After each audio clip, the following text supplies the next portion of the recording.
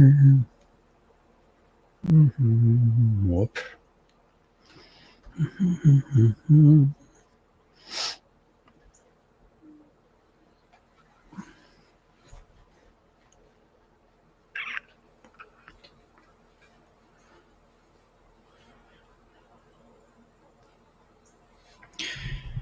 Hey everyone, welcome to today's Program Yourself Thin podcast. Today we're talking about the fact that you're going to overeat forever. For the rest of your life, there are going to be times when you make the wrong food choice, you eat too much. It's going to happen for the rest of your life. There's no way in hell that you're going to have some moment in the near future where you just never overeat again, never make a bad food choice again. And I think you need to come to terms with it because it's fine. You can make mistakes. You can overeat. You can have times where you choose the wrong foods and still weigh what you want to weigh. They're not mutually exclusive. All right. And it's important that you recognize this because if you were like most dieters and you're going into your weight loss plan with the preconception idea that you are going to be perfect now, because what's that mean? I mean, because you want to lose weight, right? So you're going to be perfect and you want to keep the weight off forever, right? So you're going to be perfect still. And so a lot of dieters go into the process thinking in their mind, I'm going to be perfect. I'm going to get rid of my bad eating habits. I'm never going to overeat again. And it sets them up for failure because as soon as they do make the mistake, and you're always going to make the mistake, you can't be perfect, and that's what that means, by the way, right? The idea that you're never going to overeat, you're never going to choose the wrong thing means that you're going to be perfect. And I don't know what area of your life you really have the even choice that you can just be perfect. Can you be the perfect parent? Can you be the perfect partner all the time, every day, every situation?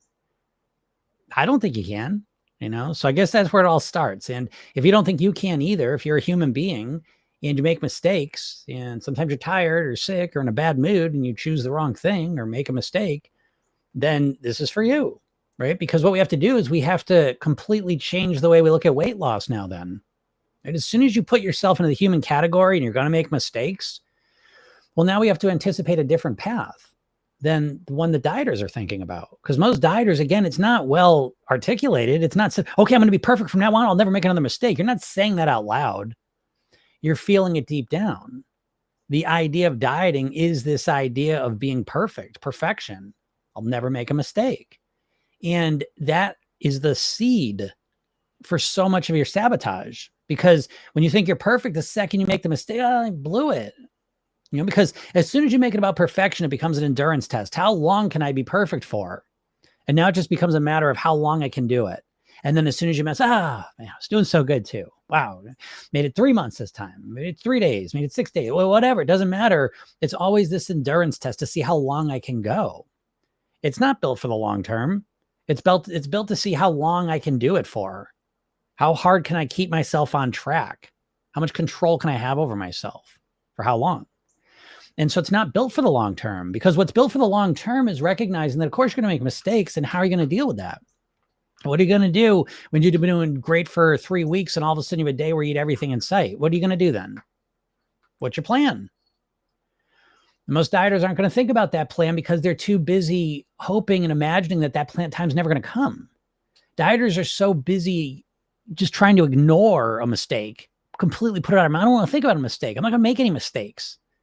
That's how I'm going to avoid any mistakes. And then when the mistake happens, you're caught red-handed. You're caught with your pants down. You get nothing. What are you going to do? What do you do when you make mistakes? How do you respond to it? And I'm going to guess not well. I'm going to guess you get really upset and discouraged and frustrated and you quit. What stops most people from successfully losing weight? Is it when they're eating well and losing weight? No. It's when all of a sudden they make a mistake and it feels like, oh, this is never going to work. This is never going to work. I can't be perfect. Because most dieters are equating weight loss with perfection. If I can't be perfect, I can't achieve weight loss. That is wrong. It's completely wrong. Weight loss is a matter of statistically reducing the calories you consume on average, which leaves space for mistakes. You can make mistakes and still lose weight if overall you're reducing calories. And one of the most important ways to reduce calories overall is to be able to make a mistake and get back on track quickly. To make a mistake and the next day you're right back in the game. As opposed to most dieters who make a mistake and then it's off to the races for a couple days or a couple weeks or a couple months or a couple years until they get remotivated. Let me do it over again now.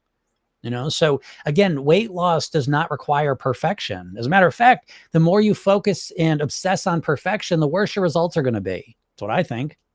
Prove me wrong. So we want to start looking at this differently. And one of the most important things you have to do is anticipating the mistakes you're going to make. I have a client I was speaking with yesterday, and she wants to lose 100 pounds. She's 75 pounds there, which is to say, over the last, say, about 2 years, she's lost 75 pounds, transforming tremendously. You know what I mean? Like just not even just with the weight, just behaviorally, mindset wise, lifestyle wise, everything, you know what I mean, is flowing. And out of nowhere, had a day where she was overeating all day long too. Started breakfast, continued to evening, right? She said to me in the beginning, most I've ever eaten. That's what it felt like. So mad at myself. I'm so angry at myself for doing that. I knew what to do, and I consistently chose the wrong thing. So, okay, let's take a look at that, And the first thing I tell her is, listen, these days happen. And I think a lot of people don't realize this. I can tell you as someone who's lived at their goal weight for over 30 years that I have never been perfect with my eating. I have times where I'm doing well. I mean, there's sometimes weeks where I string together, close to perfection, but I've never had a month of perfection. I've never had a year of perfect eating. What happens is I've gotten better at making mistakes and then quickly getting back on track. So statistically, when you look at the year, I drastically reduce the number of days where I'm overeating. However, I know for a fact now that if you look at a full year, there are going to be days where you make unhealthier choices, where you eat more food. It's just statistically has to happen. And it happens to me, but it does not matter. Because again, I look at the whole, I look at statistically the average of the calories I'm consuming, and I make space for the mistakes. I understand they're going to happen sometimes, and I seek to minimize them. I seek to get back on track quickly when they do happen. And when they happen, because I've got a plan ready to go, I'm not completely thrown off the path. When I make mistakes, it's not catastrophic. I'm ready for it. Okay, what was going on there? I'll learn something usually, understand it, get right back on track. Now, my client, let it be known, I was speaking to her the day after this worst day ever of eating. Now, first off, I said, well, how's today been? It was, well, today's fine. I got right back on track and I'm just doing my thing. Well, that's a program yourself thing, right? So we see that a lot with the clients where it's like they do get off track and then the next day they get right back on track because they've been programmed to eat that way. It's not really a choice so much. It's just easier at this point for her to just eat healthy. Okay. So that was the first thing. I had to point this out to her because she was still mad about yesterday. Okay. And so I bring this up to you because this is that negativity bias I reference a lot of times. And you have to understand, like, probably one of the biggest mindset challenges you face is your negativity bias, which says that anything that negative happens is a lot more impactful to you than the positive stuff. Compare a day of overeating to a day of eating well. The day of overeating, and she said this, she goes, I feel like I gained all 78 pounds back. That's what it feels like. I get it, right? That's the negativity bias in action. You have one day of overeating and it's, oh my God, I gained all the weight back. And we have one day of healthy eating and it feels like that's not going to do anything, and that's fundamentally one of the core mindset things we have to deal with is that your mind, no matter what, this is someone who's been doing this for almost 2 years, is 78 pounds down and felt this way. So how are you going to feel when you're 4 days into it and you make a mistake? You see what I mean? Like, that's how strong the negativity bias is. It just highlights all the negative stuff. And it's not even highlighting, it just impacts us more. It feels more intense. So you have to be ready for this because it's going to happen. And the other piece of this is that it becomes relative. Okay. So as you start to improve your eating, right, this client certainly has improved her eating overall. And so now everything's relative. So I bring it back to when she said it was the worst I've ever eaten. So, well, I said 5 years ago, if you ate that way, what would you have thought? She thought about it. She goes, that would have been a good day. Okay, great. Because that's what you have to understand is that your mind is playing tricks on you. It's making you think this is the worst you've ever eaten when you put it in context of 5 years ago, it would have been one that you would have been celebrating. So what the hell happened to me? Look at the day I had, And so she started looking at it. She said, it's true. It's true. It wasn't that bad. It was worse than what I'm used to now. But again, in context of 5 years ago, it would have been great. And so recognizing these things, but again, I'm able to help her with this because I've been doing this. I'm prepared to help her get through the struggle. And within 5-10 minutes, she completely feels different about the mistake she made. it's fine. It's no big deal. I'm right back on track, and celebrates the success and all the rest of it. And I say this to you because you have got to manage your mindset. You've got to manage your motivation. If you just let it go on autopilot, your autopilot's going to drive you into the ditch. I promise you. That's why I share this example with you, because again, in your mind, you're like, if I told you what you're 75% of the way to your goal weight, you've been doing it for a year and a half, and you're going to have one day where you overeat and it's going to make you feel like you ruined everything. You'd laugh at me. You say, that's not true. I would never think that. So I share this with you because again, we get caught up in the moment. Life's relative. And so as we get to where we're at, if we have a bad day, it feels catastrophic. It feels the worst day ever. It's not though. Zoom out, look at the big picture. Look how much you've improved over then, And so when you start to manage your mindset, you really give yourself a chance to succeed. And without managing it, I just don't know what you would do, because it's not that your brain is working against you on purpose. It's not like it wants you to fail. It's just that the negativity bias has evolved into us, because in a natural world, and I guess maybe just in life, it's more important to remember the negative stuff and notice the negative stuff than the positive stuff. As they say, it's more important to remember where the lion was than where the beautiful flower was. Okay. So we have this negativity bias built into us, but if you do not learn how to manage it, it drives you into the ditch. And especially if you're an overthinker, a perfectionist, an action taker, you're up in your head a lot, forget about it. You've got to learn how to manage your mindset, because you have like this super tool, this super computer, but if you never learn how to use it, it's the super car, right? It's a super sports car. But if you never learn how to drive it, again, you end up in the ditch.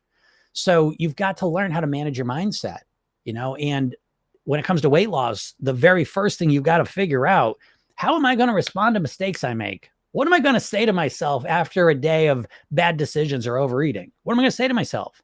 How am I going to talk myself down? What do I want to remind myself of? Do you have that plan? Because if you don't have that plan, what do you think is going to happen when you make the mistake? Or do you think you're never going to make a mistake? Because if you don't have a strategy for when you make a mistake, I bet you think that your success is going to depend on you never making a mistake. And that's setting you up for failure. So take a little bit of time and think, what am I going to do when I make a mistake? Am I okay with recognizing I'm going to make mistakes for the rest of my life? Now, I'm going to make less of them. They're going to be less intense. I'll get back on track quicker, but I'm always going to make some mistakes.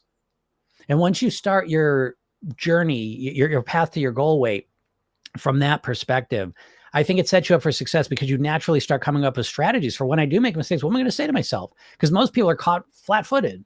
All of a sudden, a mistake. Why? And you got no sense of what's going on. You just get caught up in it. Next thing you know, it's been 3 weeks since you ate well. So make sure you watch out for this. And if you want some help doing this, click the link in my bio or go to programyourselfthin.com.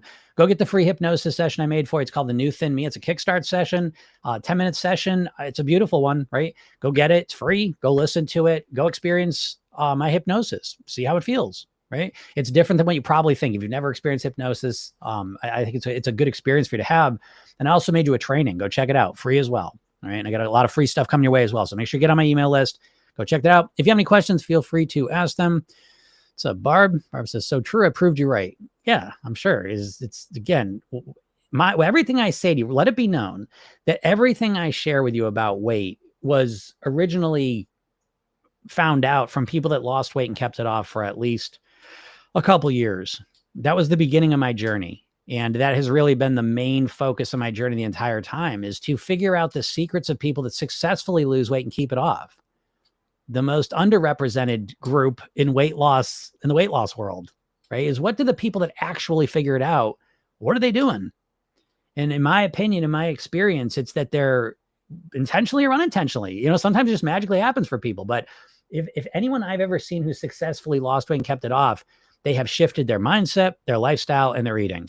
And I almost never see any exception to that. And so I think if you want to change your weight, you ought to follow that path. Kim says, I was on vacation last week. I enjoyed myself with breakfast, lunch, dinner of larger portions than normal, plus a few cocktails each day. Since I got back on Monday, I put myself back on schedule and feel so much better, back on track. Great job, Kim. Yeah. And that's what we're talking about, and Program Yourself Thin. It's like, and that is one of the most interesting things about Program Yourself Thin that is so unique to other programs. That's one of the biggest ones, is that people that go away on vacation and they've been overeating and maybe drink a little bit, when they come back, they can't wait to get back on their regular schedule. And I think that's a testament to when you create an eating plan, a lifestyle plan around who you truly are. You know what I mean? So most diets, you're just kind of like taking what someone says and trying to make yourself do it. And it's a little bit like trying to fit a square peg into a round hole. But when you craft your eating plan around you, your likes and dislikes, your lifestyle, your schedule, right? Your personality, your genetics, your relationships. When you create an eating plan that's custom designed for you, and it does take a little bit longer. I'm not going to pretend it doesn't. But when you do that, the flip side of it is that once you have it, it's so much easier to follow it because it's custom made for you. You don't understand. You still have to program yourself. You still have to do work to install it and implement it. But how much easier is it to do something that's custom made for you than it is just some random, oh, just stop eating carbs. Oh, just stop eating for 16 hours. There's this blanket idea that diets give you that's supposed to help you succeed. I don't see that succeeding very often. Dieting has a 95% failure rate ultimately. So great job, Kim. Proud of you there. Betty says, I make mistakes. That turns into another failed attempt at losing weight. So I begin to not believe myself anymore. I say I'm going to do this, but fail. Yeah, that's what I mean, though, Betty. That's exactly what I'm saying. And that's pretty much the norm. That's the usual that, people make mistakes and then the internal dialogue starts, I failed again. Because again, you look at it as like an endurance test. You look at it as it's one thing. Let's see how long can I be perfect for? That's how most dieters approach dieting. And so as soon as you make a mistake, well, the game's over. It's like my son, he plays a game. It's like a car racing game.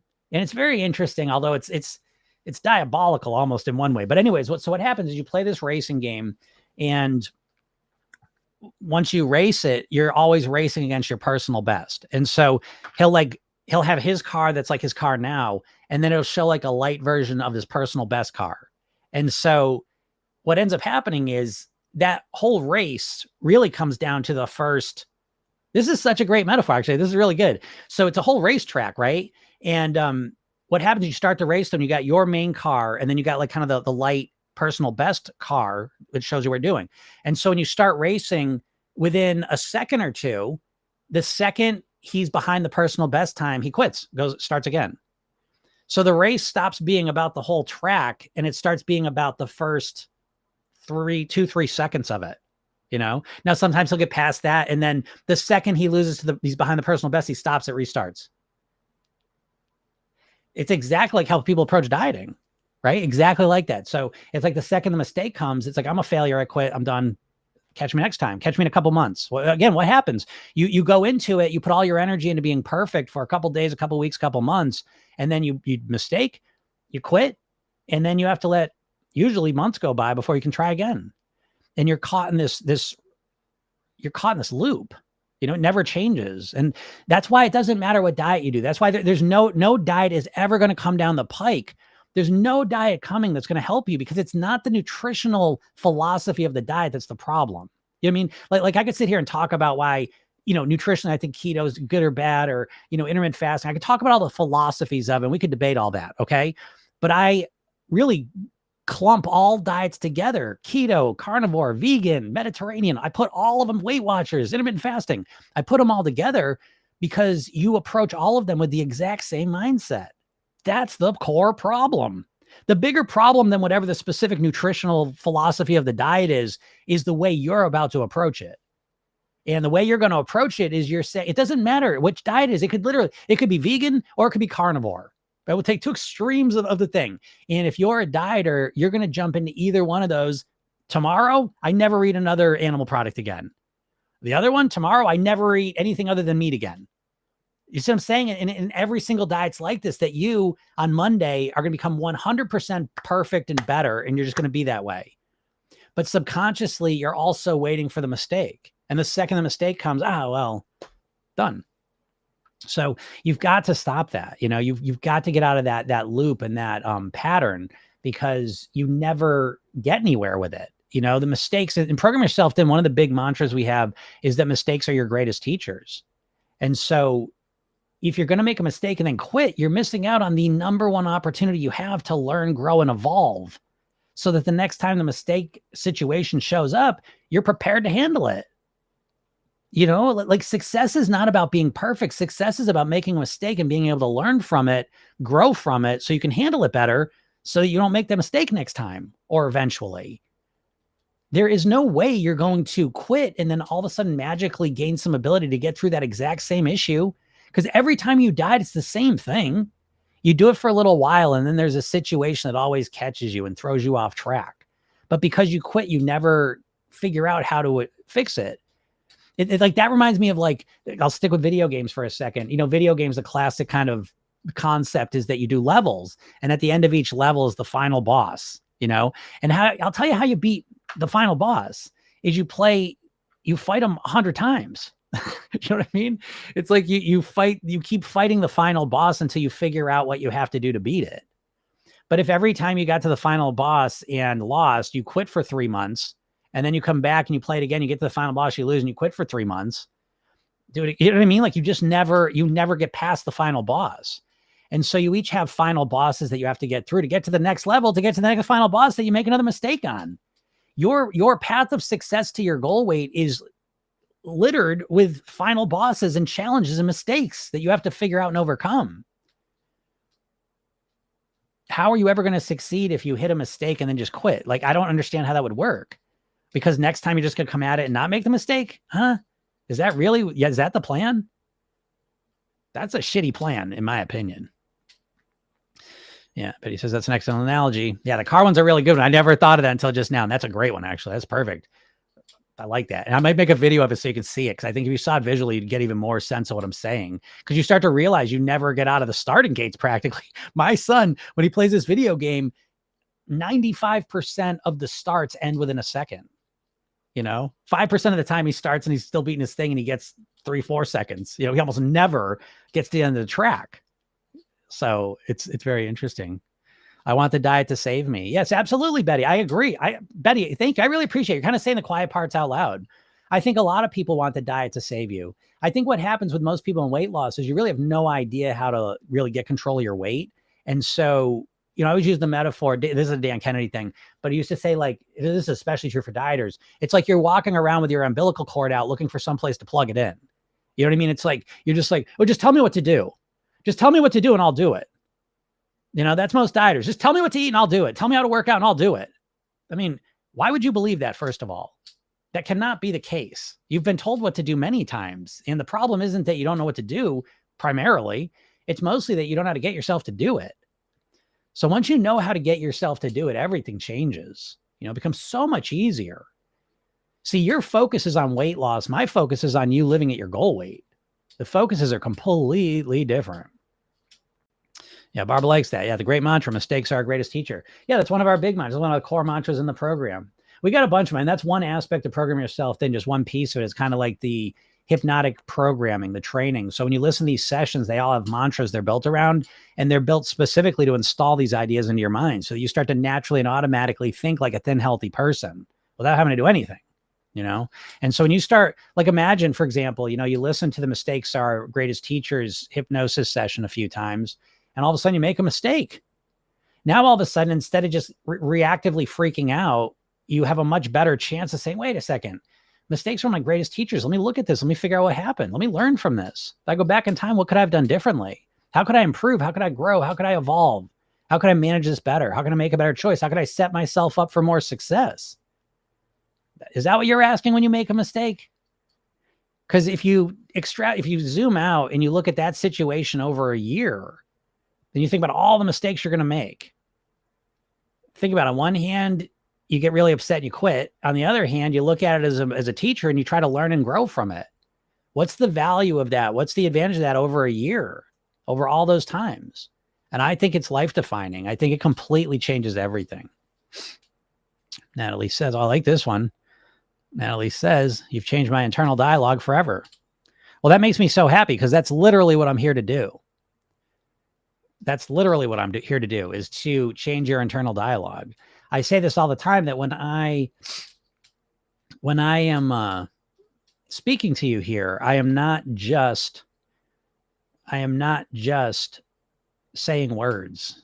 I am a hypnotist. I am a master hypnotist. I am an NLP trainer. So yes, when I'm speaking to you, I am using different tactics to help change the way that you think about yourself, about weight, right? About your behaviors. So that's awesome. It makes me happy, Natalie. Yeah. Yep. What's up, Jody? Jody says the mantra meditation bounce back quickly is always part of my plan. Yes, it's perfect for off track times. Yeah.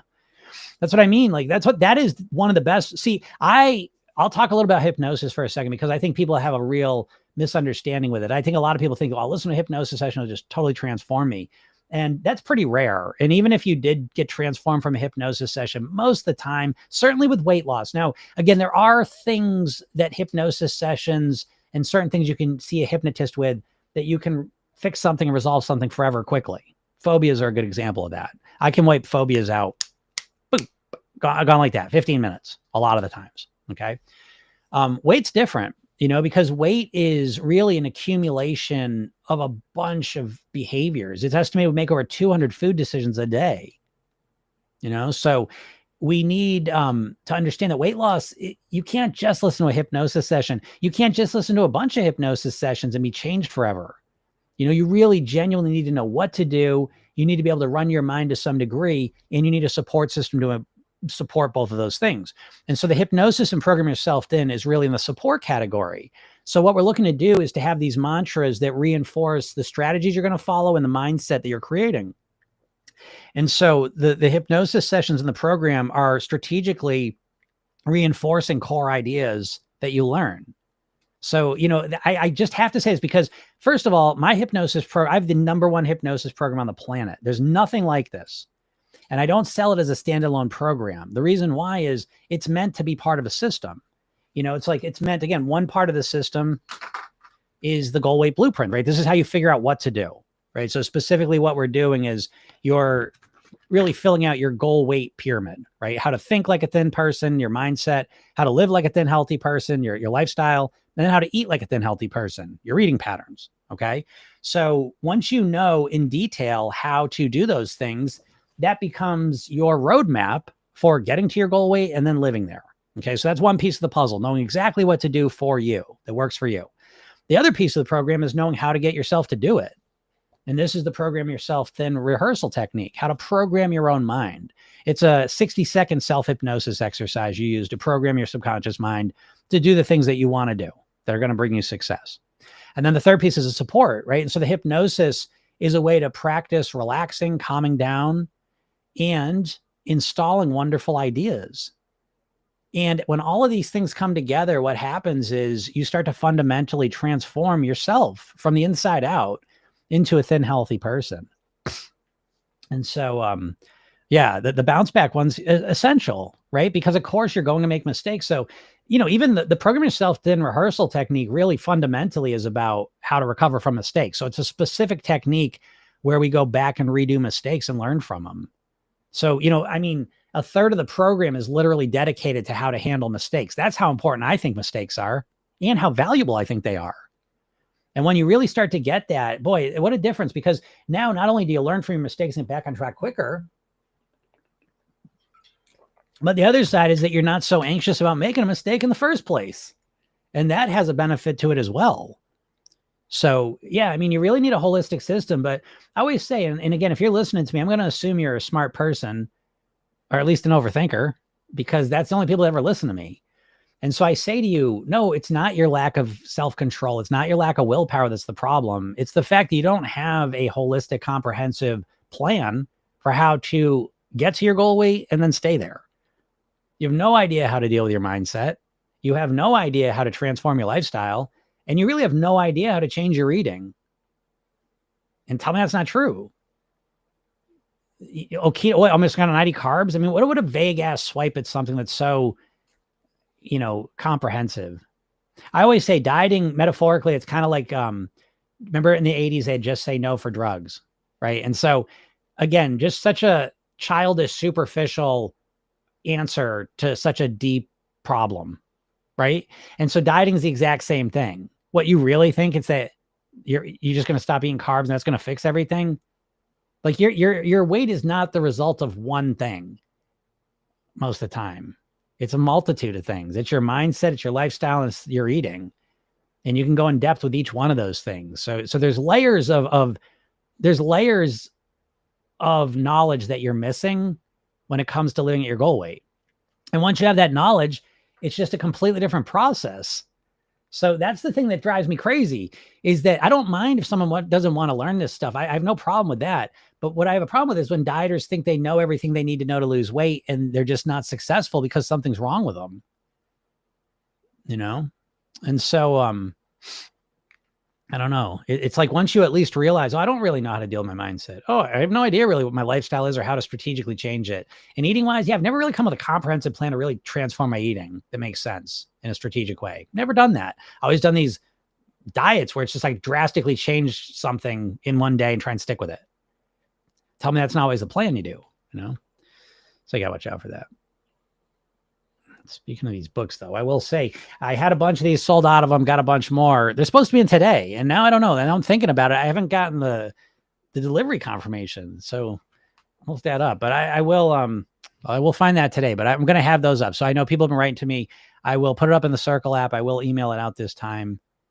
I think, unless if I put in the Circle app and I sell a ton of them, then I'll have to wait on the email again, you know. But we'll see. I bought more of them, and we'll see what happens. But I will let you all know. I will let you know when they're out.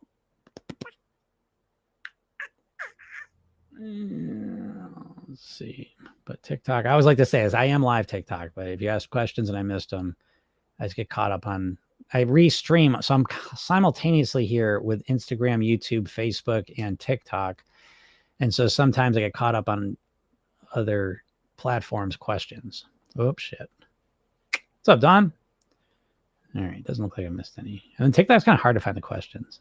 Hey, what's up, Baja? How's it going? How the dogs? I was thinking about you yesterday. I have, I just adopted a Boston Terrier. She's a rescue dog. She was a breeding dog. It's a sad story, but how long have we had her now? We've had her about 2 months. What a transformation, though. It's crazy. It's crazy. We got her. Oh my goodness gracious. She was emaciated. She was a mess. And it is phenomenal in 2 months what's happened. What a transformation. But yeah, I was thinking about you, Baja, because yesterday my wife, she opened the door and she scooted out, and she said she just started booking. She just started running down the street full speed. Luckily, you know, because she's been in a cage her whole life, her back muscles, her back legs aren't too strong yet. So she like wiped out and just started skidding, and wife was able to grab her. But otherwise she just, so I don't know what that's all about, right? What's that story all about?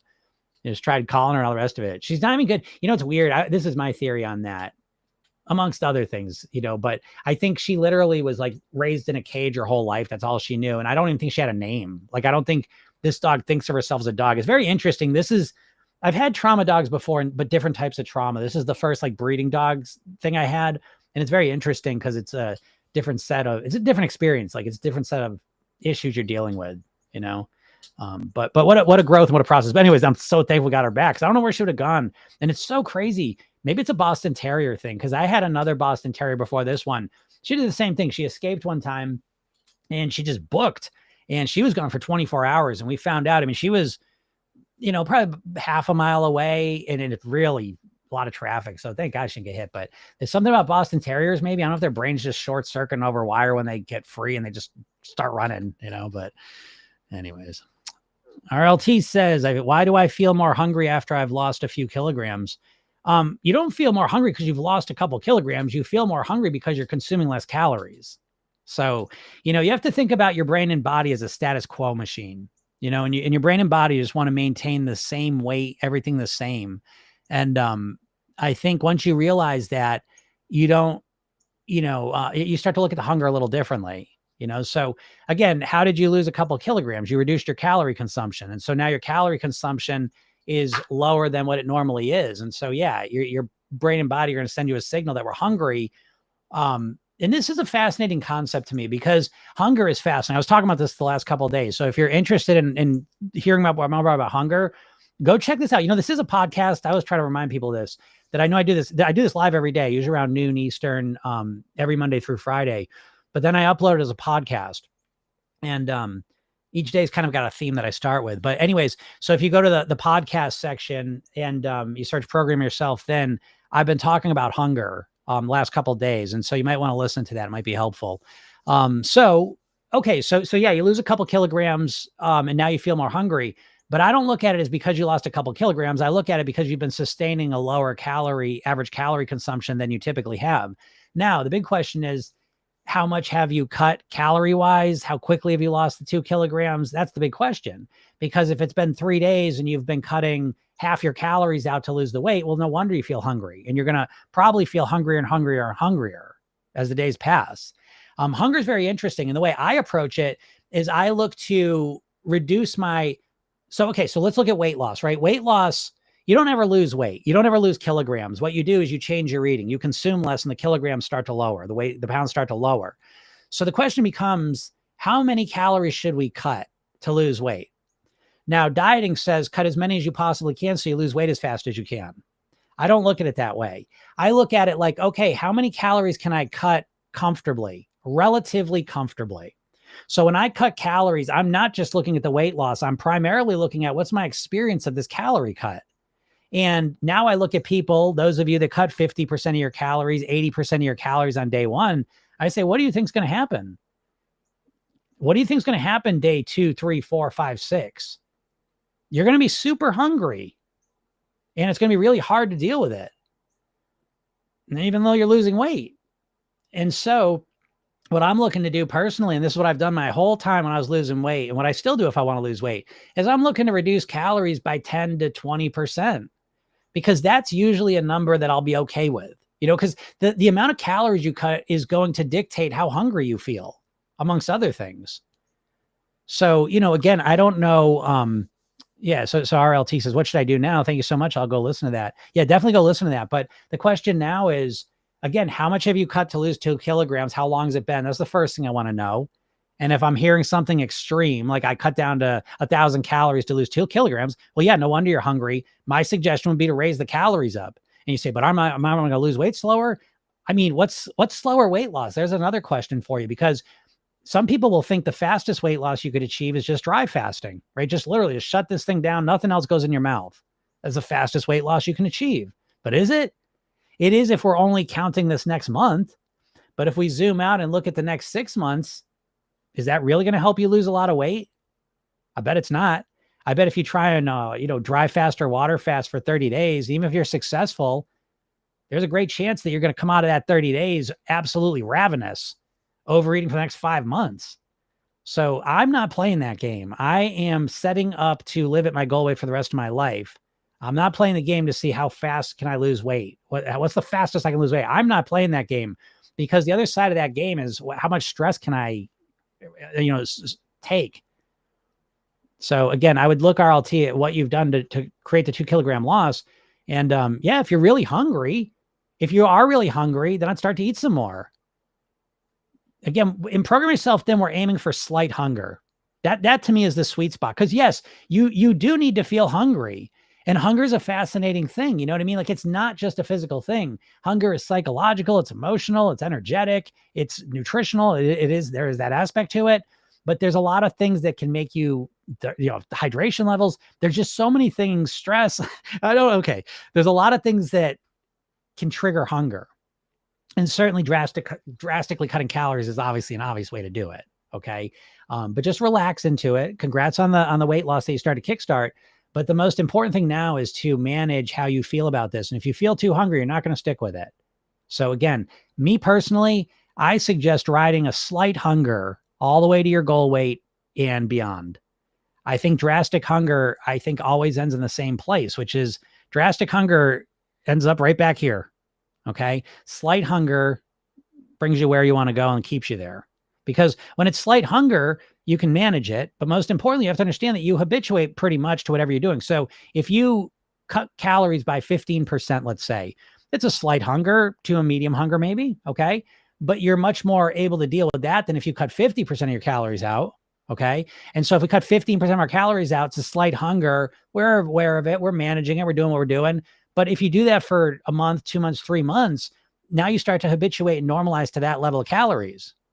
Now cut another 15% out. You know what I mean? Like, that's how I think about it. Now, I'm arbitrarily picking numbers because 15% for one person might be drastic and overwhelming, and 15% for another person might feel like nothing. So again, it's different for each person. You got to kind of figure where you're at, but you've got to measure your stress level with what you're doing. Because if you're losing weight, but you're absolutely freaking out, white knuckling it, then what's the point? Because you're losing weight for a short time. You're not going to stick with it. So me, I would much rather take the shorter path and, the slower path, that's going to last longer. All right. RLT says, great attitude. Keep me going. Well, good. That's what I'm here for. That's what I'm here for. So again, give this some thought. Listen to another thing and feel free to get back on here. Again, I am here to help you all out. I am here to coach you along and, do what I can to help you along this path. All right. What's up, Sherry? Is that, wait, I always get this wrong. No, that's you, Sherry. You're SLS, right? I know you got to be because Shireen uses her name. Anyways, bounce back quickly is life-changing. Yesterday, I was so upset with myself for overeating the day before, but I've learned from PYT to get right back on track, which I did thanks to PYT and Jim. Yeah, and that's what I was referring to. I don't know if you heard the beginning. I was talking a little bit about you in your story yesterday because I think it was just so helpful, and just really, really such a common thing people deal with. Again, that what I'm talking about is the bouncing back, again, being able to bounce back. It's the most important thing. I always say this, that I think the most important skill of getting to your goal weight and living there is being able to get back on track quickly, which is to say you're going to make mistakes the entire way, the entire time, forever. I'm still making mistakes. There is no perfection. And so once you realize that, you know what I mean? Like it fundamentally changes the way you approach all this. And I think for the better. So. Let's see here.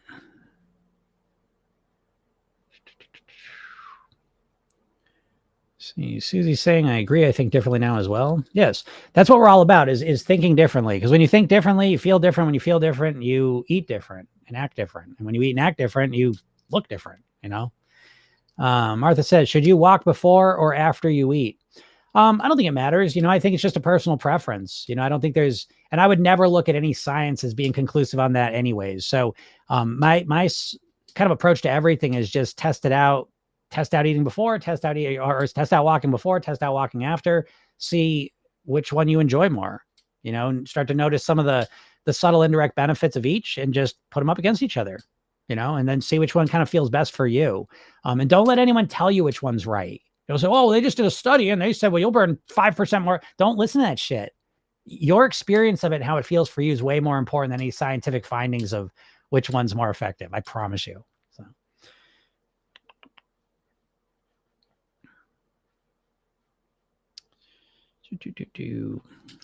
I'm sure he says you're so right. I joined at 111 seconds in, so I missed the beginning. Yeah, go check that out later, Sherry. You might like that. Just show your comment there. I'm getting used to this. I can put comments up on the screen. Well, for YouTube and Instagram and those ones. I can't do it with TikTok, but that's kind of cool.